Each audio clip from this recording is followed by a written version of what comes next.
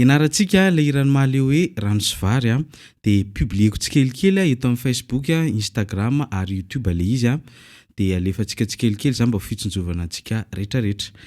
Ataontsika réglage standard le izy tsy ataontsika drop C ohatra ny original fa ataoko standard amin'izay mba afaka mianatra anazy daholo tsika rehetrarehetra.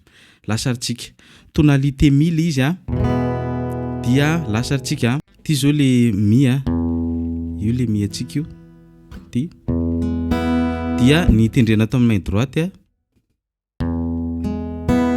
6 de 3 de miaraka ny 2 sy ny 1 zany hoe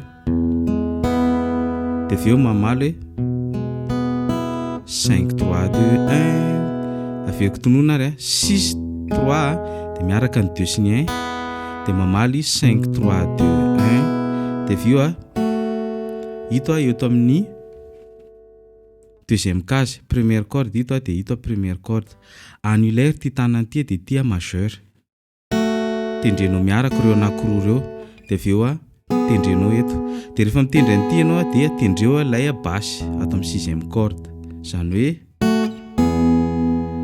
de aveo miverina eto. Ohatr' zao zany aloha ohatra eo.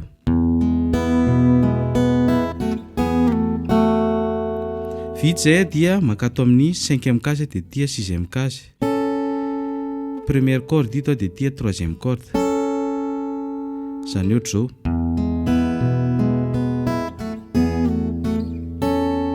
Zay tianao na ohatra zao ny doigt na ohatra zao. De aveo manao slide.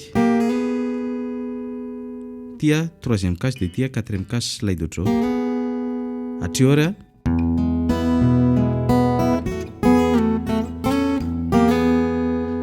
zay ary fa toizantsika rapitsindray ny ambany.